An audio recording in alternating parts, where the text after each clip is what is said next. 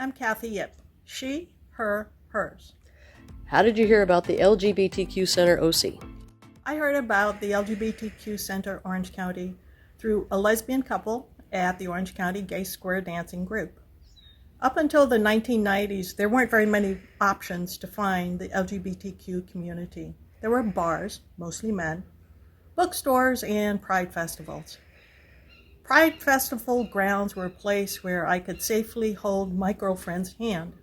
I could watch parades go by with the full spectrum and rainbow of our community. I could see parents who were proud to have LGBTQ kids. But pride festivals didn't happen every day.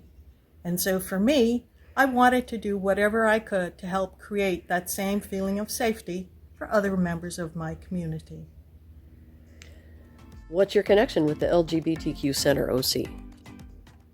As I mentioned, back at that point in time, I wanted to do what I could in some small way to help create a safe haven for other members of my community.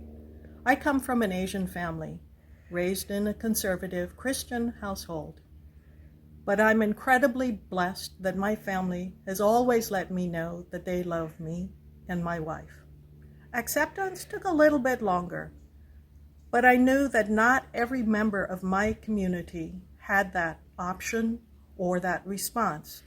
There were friends who had lost jobs, spouses who had been kicked out of their homes when their partners died of AIDS, and young people who were being thrown out of homes simply because of being LGBTQ.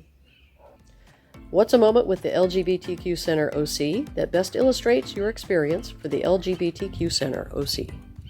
So when I heard about the center, I volunteered to join the board. I became the treasurer and then the chair for about 3 to 4 years in the mid-1990s. At that point in time, I tried to go to at least 1 or 2 program meetings for every single group at the center. The strength and resilience of the youth and of the transgendered amazed and continues to impress me. Some were homeless. Some had been beaten by their own families. Others had no hope. But somehow, through the center, they were able to find the ability to look for love, and more importantly, to laugh.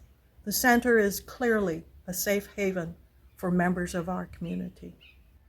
If you could wish the LGBTQ Center OC community a happy 50th anniversary, how would you do that? Well, first and foremost, congratulations to the center and to the staff and to the supporters. You have been there for so many. And certainly for me, I've gotten more from the center than anything I have ever contributed. What do you wish for the next 50 years? To the center and to the staff and to the supporters again, I wish you continued strength and growth. Continue to be there for your clients, for all of us, and may you always have a strong place in this community. For our larger community, I wish for all of us that we move from a place of tolerance and acceptance to being fully embraced for who we are and for our individual contributions. For the youth, you're our future. I wish for you the knowledge that even though the people around you today may not fully support and embrace you, you will be part of the larger community. You will find love, and that inner strength will get you through. Can you share what you are up to now, both professionally and personally? I'm retired. I am so happy to say, after many years in the electric utility business and learning to enjoy retirement with my wife Laura of more than 3 decades.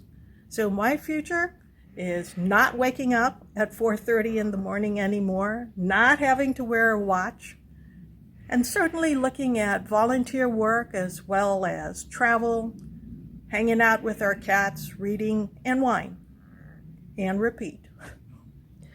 Last question.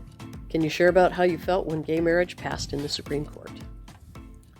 June 26, 2015 was an amazing day for us, our community, and for the United States of America to start to live up to its promise of life, liberty, and the pursuit of happiness for each individual.